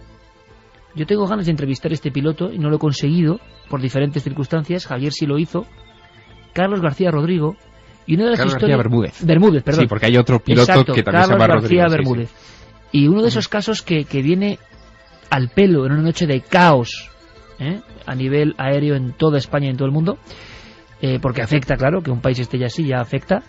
Un caso que dio la impresión de que había sucesos absolutamente inexplicables que no o sí tienen que ver con ovnis, y donde había un tiempo perdido por parte de toda la tripulación. Yo creo que es uno de los expedientes X españoles que no se han investigado correctamente y que ahora uno, cuando relee la información, dice: caramba, ¿qué pudo pasar aquí en este vuelo Bilbao-Santander? Pues es uno de los grandes casos y de los grandes misterios. Yo recuerdo haberme entrevistado con Carlos García Bermúdez, este piloto de Aviaco, este comandante de Aviaco, esperando en el control de firmas del aeropuerto de Barajas, haciendo guardia en 1990, la primavera del 90. Para aquel dossier que hiciste para Año Cero en aquel momento. Exacto, para el número 1 de la revista Año Cero, nada menos. Bueno, yo me plantaba allí con horario de oficina prácticamente, y piloto que salía, instalabas ahí la mesa prácticamente. Exacto, piloto que le hacía la pregunta pertinente de: ¿ha visto usted alguna vez un ovni? Pero Con Carlos García Bermúdez no me hizo falta hacerle esa pregunta porque lo reconocí inmediatamente. Tiene un aspecto de gran titán, vamos, del aire. Es un personaje que incluso ha volado en aviones acrobáticos, ha participado en rodajes de películas, en fin, es todo un pequeño mito del aire. Y Carlos García Bermúdez, en una tarde muy particular, en la tarde del 31 de enero de 1979, en el vuelo Aviaco 501, un Caravelle, que hacía la ruta entre Valencia y Bilbao, al llegar al aeropuerto de Sondica, en Bilbao, se encuentran con que las condiciones climatológicas no son las más propicias para tomar tierra, algo muy normal en aquel entonces en ese aeropuerto, y le dan la orden de que tiene que extender su vuelo unos minutos más al cercano de Santander. Bueno, en ese trayecto, que habitualmente dura de 12 a 15 minutos más o menos, son pocas millas, son 40 millas, se hace relativamente rápido, el Caravelle del comandante se adentra en una nube muy particular. A él le llama la atención, y a su segundo, Antonio Pérez Fernández, le llama la atención que esa nube es muy brillante. Bueno, la atraviesan, entran dentro, y en cuanto atraviesan esa nube lenticular, de aspecto lenticular brillante, los sistemas de navegación de a bordo empiezan a fallar. El horizonte artificial se vuelve loco, la brújula artificial también, los indicadores también enloquecen, y en concreto hay un aparato que les llama mucho la atención que enloquezca, que es algo que llaman el DME, que es una especie como de cuentamillas, para hacernos una idea, el cuentakilómetros del coche, ¿no? Que en vez de avanzar como sería lo lógico, en un momento determinado se detiene y comienza a caminar hacia atrás. Da la sensación que el avión, por tanto, está siendo como succionado hacia atrás, llega a Bilbao y se va todavía más hacia Pamplona, en vez de ir hacia Santander, que era su destino. A los 7 minutos abandonan la nube, y en cuanto abandonan la nube, todo vuelve a la normalidad. Saben que no se han desviado del rumbo porque llevan una brújula de agua, la brújula clásica, en el panel del aparato, del Caravelle, y saben que se han mantenido constantemente rumbo correcto hacia el aeropuerto de Santander. Y han pasado 7 minutos. Pero cuando aterrizan, se dan cuenta de que ese vuelo, que dura habitualmente los 12 o 15 minutos, el cuarto de hora, se ha convertido en 32 minutos, el doble de tiempo, que han consumido combustible dentro de esa nube como si hubieran hecho 32 minutos de vuelo y no 15 minutos de vuelo, y no encuentran una explicación de ninguna clase que les diga qué pasó en ese tiempo perdido, en esos 15 minutos de tiempo perdido. Y hoy por hoy sigue siendo uno de los expedientes más misteriosos de la aviación española. Si vinculado a ovnis, o a nubes electromagnéticas, o a otras cosas, no lo sabemos, pero el misterio está ahí.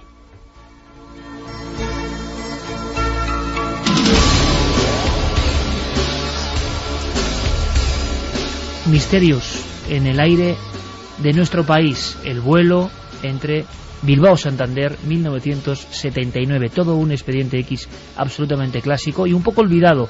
Por cierto que tenemos noticias, y una con rostro, bueno, cara que impresiona, cabeza temible, y yo no sé hasta qué punto estamos ante o una nueva criatura, o ya se conocía la criatura, o es un especial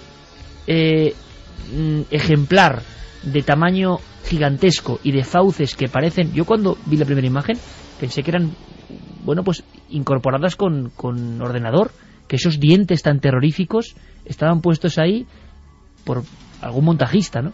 Pero no, parece que es una criatura real en África, y hablan de un pez que come cocodrilos y hombres. Sí, es una especie conocida, se le llama pez tigre Goliat en este caso. Llegan a pesar 50 kilos y pueden medir hasta 2 metros. El que se ha pescado hace unos días medía 1,52 y pesaba 50 kilos. Es muy voraz, por eso le llaman la piraña africana. Es de río. Es de río y de lago. Y es muy conocida allí porque no solamente se come otros peces, sino que cuando hay época de sequía incluso practica la antropofagia, es decir, comerse a su propia especie. Han llegado a comerse entre ellos. Bueno, comerse a hombres sería antropofagia, y comerse también canibalismo de su propia especie. Eso es. Pero no solo eso, sino animales que se acercan demasiado a la orilla tienen una forma dentro del cuerpo como una especie de gas que detecta las ondas que hay en el agua de los animales que entran, y entonces va a cosa hecha animal que ve, animal que caza. Es muy voraz, Iker. Dicen que ha habido muchos ataques de hombres en el río Congo, que incluso han llegado a tener que amputar a algunos miembros después de que este pez se haya comido parte de una pierna, por ejemplo, de un hombre. En el río Congo, y las imágenes son espectaculares, seguramente... El último que han... perdona, Iker, que te interrumpa. El último que han pescado se puede ver en un programa de televisión que se llama River Monsters. Y vemos incluso cómo le cuesta al pescador alzarlo, cómo lo recoge en una red y luego lo vuelven a introducir en el agua, después de fotografiarlo, de pesarlo, de medirlo. Pero bueno, es que si veis las fauces de este bicho de río... Mira, te voy a pasar el documento, Javier. Sí, pero ¿por qué creéis que Leonardo da Vinci, genio entre los genios, a lo único que temía era al agua y lo que había en el agua? Es que es normal. ¿Tú lo has visto, Santi? Lo he visto. Es que es impresionante, es como un lucio gigante. 32 dientes, dicen, muy afilados. Con dientes que parecen, en fin, no sé, de una piraña gigante. ¿Esto te lo crees? Claro, se hizo la noticia de capturan piraña gigante. La llaman así, pero no pertenece a la familia de las pirañas, ¿eh? Es otro tipo de pez. Desde luego es un ejemplar que las cámaras han captado, y yo pensaba eso, que estábamos ante una manipulación de Internet. Pero ahí está. Un animal capaz de enfrentarse a un cocodrilo en su propio elemento. O sea, el aspecto ya es terrorífico, pero la voracidad y la ferocidad que tiene que tener tiene que ser algo horroroso. Último hallazgo que muchos creían criptozoológico. Hablamos con especialistas. Luis Miguel Domínguez nos habla de estos increíbles animales de agua dulce, que sorprende más, ¿no? Porque bueno, en el mar tiene que haber tanto por descubrir todavía, pero en un lugar a veces estrecho, caudaloso, pero que puede que haya una distancia pues no tan grande, impresiona, ¿no?, que estos bichos anden por ahí. Luis Miguel Domínguez. Realmente los peces son grandes desconocidos, y especialmente los peces de aguas dulces, ¿no?, de interior. En el caso de África encontramos especies como el pez tigre, que, bueno, tienen la capacidad de morder con seriedad, ¿no?, puesto que tienen unos dientes no tanto como el tiburón, que son más ganchudos y además con digamos que casi con unas encías retráctiles, ¿no?, sino que, para que nos entendamos, es como una especie de lucio grande. Y bueno, pues este es un hallazgo que, más allá del éxito de un pescador, es interesante para los científicos, porque no es fácil de ver este animal y de capturar un ejemplar tan importante como este británico ha conseguido capturar. Con esta música estamos casi entrando en el río Congo, y estamos por la cintura. Óscar Soriano, del Museo de Ciencias Naturales, nos da más datos. Está el mito, está el miedo que nos produce una imagen tremendamente agresiva, que nos recuerda un poco en el aspecto al mítico siluro, que en tu tierra, en Aragón, Javier, los siluros han dado más de un problema, ¿eh? Por eso no me baño tampoco en los ríos de Aragón. Que comían a los niños, ¿no? Que algunos niños que desaparecían, que podían haber sido engullidos por... Ahora comentamos alguna cosa de los siluros, porque a mí me han mostrado imágenes de la revista Caza y Pesca del siluro albino, por ejemplo, en Mequinenza. Mutaciones. Un siluro completamente blanco y amarillento, que eso era un monstruo del abismo, pero en el mar de Aragón, ¿no?, en Mequinenza. Nuestro amigo Óscar Soriano, Museo de Ciencias Naturales, una eminencia en esta materia, que nos saca de dudas y nos aporta datos. Pues nada, es una especie, lo que se ha encontrado, o lo que se ha citado últimamente en las noticias, ya conocida desde hace mucho tiempo, desde 1816, en que un francés Cuvier la describió. La especie se llama Hydrocinus goliath, perro acuático, perro de agua. El Goliath, pues por el tamaño, que tampoco es excesivo, llega a medir, no llega al 1,5 metros, y pertenece a una familia que se llama Analestidos. Erróneamente se le llama, o se le ha llamado también en las noticias, piraña, porque está emparentado, pero bastante lejos con las pirañas. Y si nos fijamos un poco en las fotos de las pirañas se observa que tienen unos dientes triangulares, mientras que los dientes de esta especie son cónicos. Tiene un aspecto bastante agresivo, de ahí que se le llame perro de agua. Sí pueden en ocasiones atacar, pues eso, a pequeños cocodrilos, porque a muy grandes no puede atacar, e incluso morder a alguna persona. Y se distribuye por el río Congo, donde se ha citado en la noticia, y en el lago Tanganica. Hombre, realmente si encuentra una persona y el animal decide atacarle, le puede atacar. Pero vamos, es difícil que un animal de 1,5 metros, que no llega, ya digo, pueda comerse a un humano. Y última ronda para tener todos los datos en torno a lo que esta misma tarde invadía el mundo de Internet y todos pensábamos que era una criatura criptozoológica. Luis Laria, director del CEPESMA, que además ha prometido nuestro compañero Fermín Agustí que se iban a traer un ejemplar, iban a intentarlo, traerse uno de estos monstruosos ejemplares de un tamaño descomunal. Luis Laria nos cuenta más cosas. Desde 1867 se tienen citas importantísimas de este ejemplar, sobre todo por algunos naturalistas ingleses, y decir que efectivamente en algunas ocasiones puede llegar a representar un cierto peligro, un serio peligro, sobre todo para lo que son seres humanos, obviamente porque es un gran depredador, con unos dientes que podríamos decir que se parece mucho a la dentición a las de los tiburones, e incluso es enemigo en muchas ocasiones de algunos cocodrilos, como sobre todo algunos ejemplares pequeños. Se parece mucho a un gran ciprínido, pero digamos que están a medio camino de ser un ejemplar que realmente tiene una evolución singular y peculiar, ¿no? Generalmente estos organismos, estos individuos que se adaptan a estos ecosistemas singulares y peculiares, incluso pueden llegar a no necesitar la vista para el ataque. Son, digamos que, precarios en cuanto a lo que es la condición óptica y, al igual que, por ejemplo, los tiburones, tienen también una percepción muy interesante precisamente a través de unos sistemas nerviosos que tienen a lo largo de todo su cuerpo, por lo que pueden percibir las ondas producidas, pues por ejemplo, por una zambullida o por un movimiento de una presa. Y con esta música del Reino de los Cielos, nuestro peregrinar se encamina hacia un lugar maravilloso.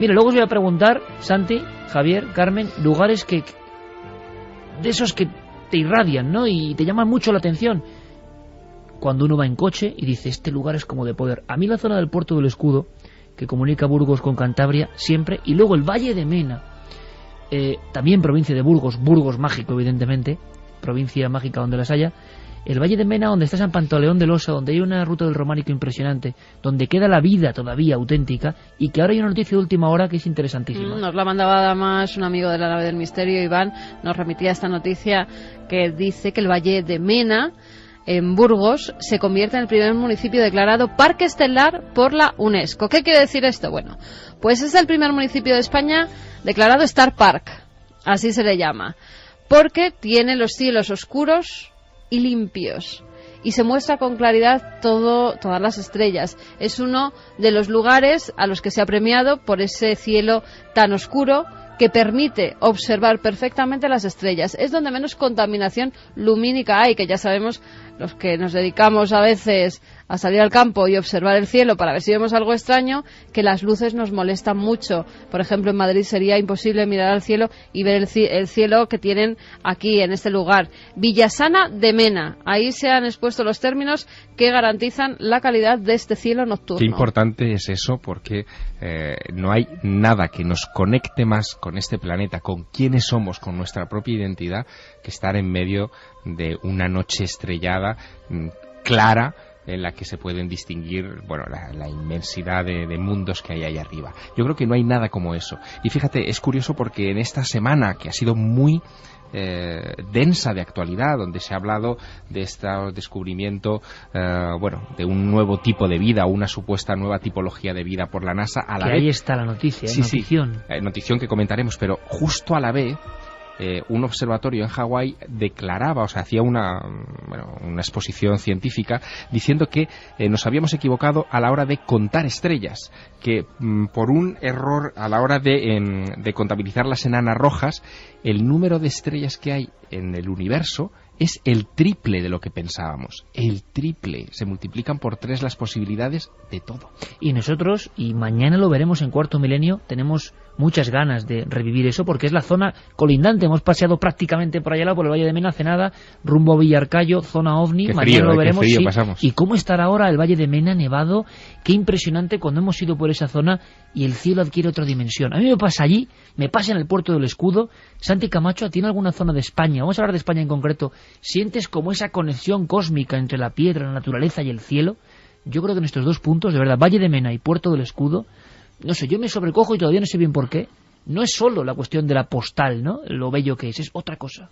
El mío sería el Valle de Ucanca, en el Parque de las Cañadas del Teide, que yo creo que no hay sitio en este... Se lo has quitado a Javier, creo. Sí, totalmente, es un sitio telúrico. Vamos. Podéis compartirlo, ¿eh? Sí, no hay sitio en este país y pocos en este planeta que te transporten más a otro planeta.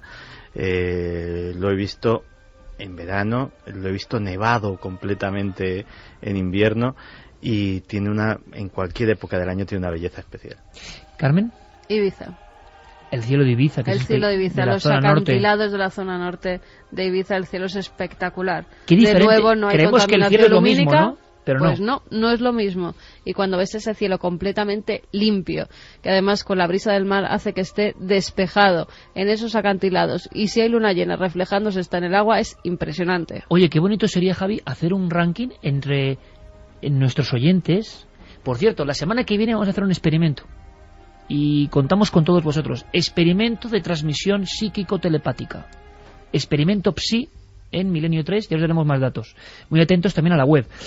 Pero qué bonito sería hacer un ranking por votación para hacer pues un mapa de cielos de España. Sí, o puntos de observación del cielo. Bueno, uno de los cielos más impresionantes que yo he visto es Nazca. Tuvimos una noche que parecía que el cielo se nos caía. Sí, nos vamos de España. Pero tenía que... Pues y el Monte Ararat. Me impresionó más el de Nazca, porque parecía que tenía las estrellas justo encima, que las podías tocar con las manos. Era impresionante. Vamos a hacerlo sobre España. Me parece muy bonito. Una especie de mapa del cielo de España que tenga sentimiento por parte de la audiencia y que sepamos, y que todos los amigos sepan esta interconexión, que hay puntos donde ir para ver un cielo diferente. Le pregunto también a nuestros amigos. Javi, le has quitado el de Tenerife, ya no, se lo ha quitado claro. Santi y ya está. ¿Tienes otro? ¿Lo compartís o tienes otro? Bueno, a mí me ha dejado un poco fuera de juego. La sierra de la demanda. Porque realmente el Valle de Ucanca es tremendo. Claro. Pero fíjate, también un sitio que a mí me ha maravillado las veces que he estado por allí y que es un sitio ufológico, es cerca de Huesca, la Sierra del Pusilibro. Y es cierto, es decir, por las formaciones rocosas, y de pura cepa, ¿no? Sí, y por perderse en esos lugares donde los pueblos son muy pequeños, la contaminación lumínica es prácticamente inexistente y evidentemente estás cerca de los Pirineos. ¿Qué temperatura pueden estar ahora mismo en lo alto del Pusilibro? Pues no lo sé, pero seguro que bajo 12. cero. Bueno, bajo cero. Si había de temperaturas hoy... menos 17. Y 20 bajo cero en Guadalajara. Se aprecia Rusia esto. Que es otro buen lugar con cielo. Sigüenza. También. Qué bonito el ranking de los cielos que preferís. Vamos a hacerlo. ¿Por qué no? Mira, ya nos dicen Vamos a el de Menorca. Para Oye, Tere Mercadé. Empezamos hoy si queréis, pero precioso que los amigos nos hablen de sus cielos y que otros podamos acudir para saber que en ese punto hay un cielo maravilloso. Qué poco miramos el cielo y es el momento cuando hemos sabido, ahora, como ha dicho Javier Sierra, que hay 3 veces más de infinito de lo que pensábamos. Hablando de infinito y de estrellas, extrañísima de alguna forma la campaña publicitaria o de expectación de la NASA, ¿verdad? Esta semana en que ha pasado de todo, hasta el increíble EGM de Milenio 3, pues eso, hasta de todo, se anunciaba... No podía ser otra semana cuando Claro, nos dieran no puede ser. los datos del EGM. Un hallazgo sorprendente que todo el mundo pensaba que era extraterrestres, vida extraterrestre, y al final no ha sido exactamente así, Santi y Javi, sino que ha sido un poco vida distinta, o la vida no es lo que era, o hay más vidas. Es que esto en realidad es una noticia que se ha empezado a alarmar este pasado verano, porque en junio se especulaba muchísimo con la posibilidad de que hubiera vida en Titán, y se habían hecho incluso se habían hecho públicos algunos comunicados diciendo que, por ejemplo, el nivel de hidrógeno que la sonda Cassini había detectado en la luna de Saturno, en Titán, era tan bajo que tenía que haber algo... Que algo estaba respirando. Exacto, que estaba respirando ese hidrógeno como nosotros respiramos aquí el oxígeno. Bueno, aquello creó mucha conmoción, mucha expectación, pero se durmió.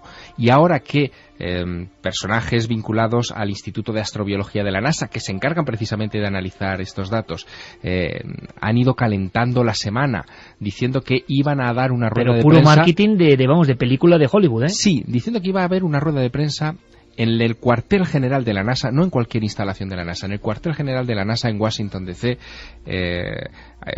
con precisamente personalidades muy destacadas del Instituto de Astrobiología para dar una información que cambiaría nuestro enfoque de la investigación de la vida extraterrestre. Claro, nos imaginábamos, Santi, yo creo que, en fin, cualquier revelación la importante, guerra de los ¿no? mundos. Algo así.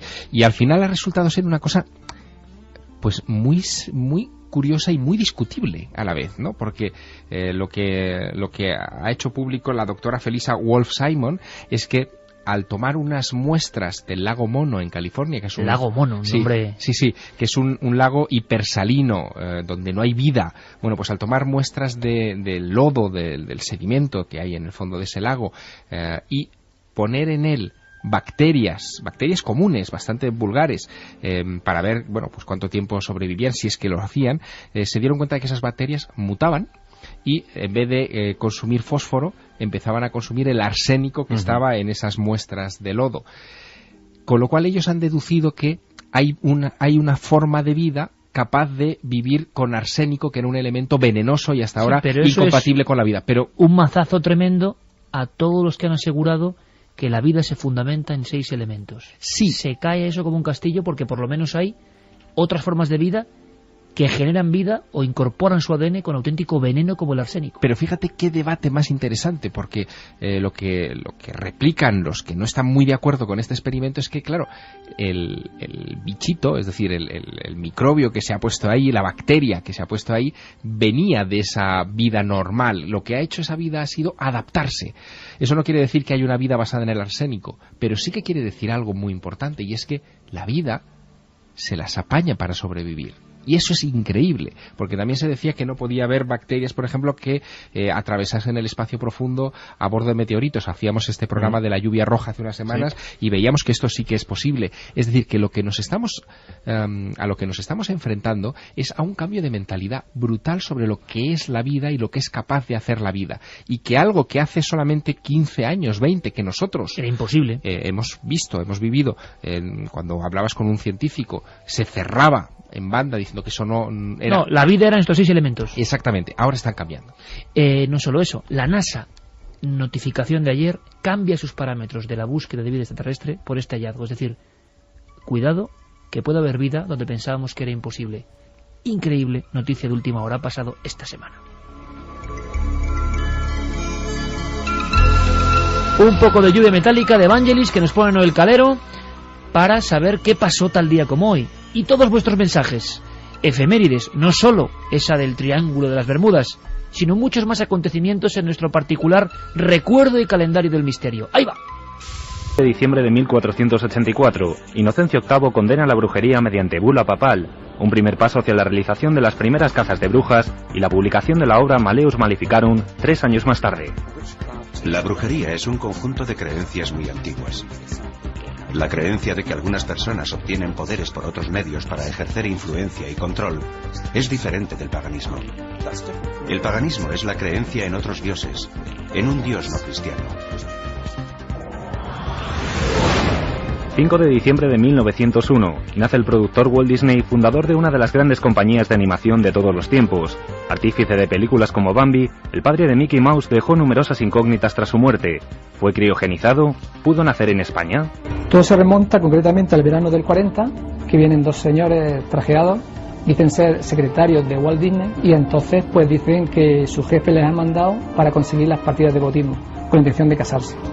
Vienen aquí, hacen el correspondiente escrito, para ver si José Guirao Zamora nació en el año 1901, que es la fecha que ellos creían que nació aquí, y casualmente la fecha actual de ahora resulta que concretamente ese periodo de tiempo ha desaparecido del registro municipal.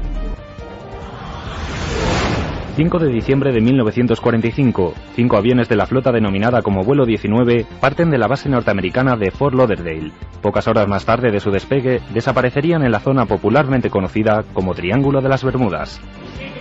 Hemos perdido el rumbo. No vemos tierra firme, repito, no vemos tierra firme. No estamos seguros de nuestra posición, nos hemos perdido, no sabemos dónde está el oeste, todo falla.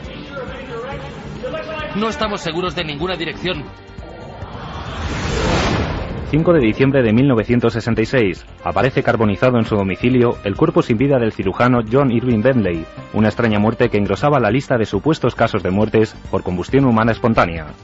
Si me preguntas si la ciencia puede explicar la combustión espontánea humana, lo primero que haría sería quitar la palabra espontánea y llamarla combustión humana, y una forma especial de combustión humana donde el cuerpo ha estado ardiendo durante largo tiempo. 5 de diciembre de 2009, la efeméride de Milenio 3. La nave del misterio recuperaba sorprendentes historias recogidas en el libro El tercer hombre, un recopilatorio en el que no podía faltar la hazaña del explorador Ernest Shackleton. De glaciares, escarpaduras, subir a collados, bajarlos, y además de una marcha difícil. Y fue en esa marcha cuando Shackleton y sus hombres sintieron la presencia de otra persona que les animaba y que les llevó, según ellos, prácticamente en volandas hasta la factoría de Stroessner. Y además, cuando hay buenos amigos como Luis Rodríguez Bausá y gente que se dedica a investigar y a sacar los misterios de ciudades como Toledo, ahí hay que estar apoyándolo. Será el jueves que viene. Jueves que viene, entrada libre, por supuesto. Todo el que quiera pasar una buena tarde de misterios, de amistad allí con nosotros, pues nada, que se acerque y estaremos encantados de compartir unos minutos con él. Y nos pilló la nevada el jueves pasado. Quiero dar mi agradecimiento, no sabéis qué acto. La Sociedad Española de Criminología y Ciencias Forenses, compuesta por miembros de la justicia, de la magistratura, de la policía y de los forenses, ha premiado, no es un premio para mí, no puedo considerarlo así ni mucho menos, sino la labor de este equipo, la medalla de plata y miembros de honor de alguna forma nos hacen. Bueno, sí, pero oye, que es un reconocimiento que a mí me parece maravilloso a un programa que toca misterios y que puede ser tomado siempre. Bueno, pues además Antonio Cela, Aitor Curiel, que no deja de ser polémico a veces cuando un organismo de pura ciencia dice, oye, Milenio 3, premio, enseguida tienen problemas, enseguida hay gente que puede. Bueno, pues ahí están, y maravilloso, y qué bien lo han hecho, y de verdad nuestro reconocimiento y nuestro abrazo. Muchísimas gracias. Seguimos con mensajes. Mari Carmen desde Lepe nos decía: yo regresaba de Cartagena de Indias, 1998, unas luces muy bellas iluminaron el avión. No sé qué pasó, pero al llegar a Barajas todos pensaron que el vuelo no había salido de Colombia, pues eran 3 días antes. No sé muy bien lo que nos quiere decir con eso. Una experiencia como extrañísima. Sí. Se puede ver en Tenerife sobre el mar de nubes. Yo no lo he conseguido, pero he visto alguna foto. Se refiere al espectro del Brocken. Me alegra mucho escucharos. Saludadme que estoy enfermito y sois mis amigos de las madrugadas. Me llamo Álvaro. Pues Álvaro, para ti y para todos los que lo estén pasando mal, estén malitos, un besote muy grande de todo el equipo. Lo sorprendente del caso es que los mismos trabajadores del lugar no sospecharan nada, o es más, que se callaran para protegerle. ¿Por qué nadie ha salido? Se referían al caso de Olot, que alguien tenía que saber algo entre los que trabajaban con ellos. Lo que hablabais de ese silencio hermético del mundo médico a veces que da miedo. Bueno, vamos a ponernos un poco rojos con las cosas que nos llegan sobre el eje. Venga, 5 minutos, venga. La otra noche en un taxi pedí al taxista que pusiera la SER para escucharos mientras volvía a casa. El hombre incluso anotó vuestro horario. Ahora somos uno más. Eso es importante, sumamos, Hombre, la audiencia se hace 1 a 1. Marta es muy fácil. De Badajoz, anda que la has hecho tú buena. No os retiréis nunca, vosotros me hacéis un poquito más feliz. Gracias por enseñarnos, que la gente se cree que nos vamos. Pero que no me lo he inventado, que te lo dije. Sí, lo pensamos. Ahora que estamos aquí, ¿por qué no lo dejamos? Sí, porque ya hemos dado mucho la tabarra. Es que hemos dado mucho la paliza durante 10 temporadas, se dice pronto. Sí, pero no creo que sea nuestra hora, ¿no? Bueno, a vosotros os tenemos que dar las gracias por abrirnos al misterio con la profesionalidad y cariño que lo hacéis. Un abrazo cósmico, Manolo, vigilante de Alicante.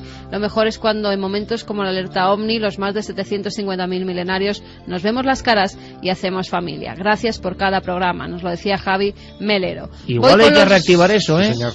Voy con los ganadores, Iker. Sergio de Sevilla, que nos decía: felicidades a todos los que hacéis posible el programa, de un vigilante nocturno eternamente agradecido desde hace 10 años. Otro es para Sandra de Móstoles, que nos decía que creo que Wikileaks dará toda la información sobre lo que sucedió en el Área 51. Toma. Maite, el caso de ese monstruo me horroriza. ¿Quién puede ser tan desalmado para ahorrar dolor a una persona dándole lejía? No es un ángel de la muerte, es un sádico. Oye, Fermín, Carlos, venir para aquí rápidamente, anda, corre. preguntaban por esta música, Iker, ¿por qué no está en el CD de La nave del misterio? Ha sido imposible conseguir derechos de esta música. Es un que mundo, los tiene el Circo del Sol, nada más. Es un mundo tan delicado que ha sido muy difícil, pero esta música ha expresado perfectamente siempre la sensación de este equipo. Hasta en días como hoy, que el primer tema era muy crudo, era muy terrible, pero siempre intentamos, precisamente a gente que está en hospitales y en otros lugares, transmitir nuestra buena onda expresada como himno en esta canción. Fermín, que estás un poco malito, hombre. Soy un poco griposo.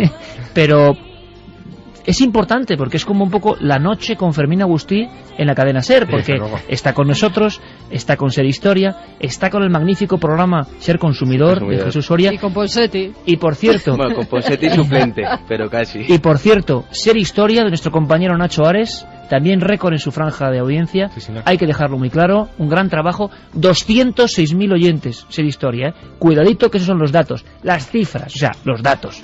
Pues Nacho, nuestro abrazo, y Fermín, muchísimas gracias. Carlos, compañero, muy buenas, Iker. Estáis muy contentos, os veo buena cara, y es que no sabemos qué será de nosotros en el futuro, qué ocurrirá, porque eso no lo sabe nadie, pero que nos quiten lo bailado.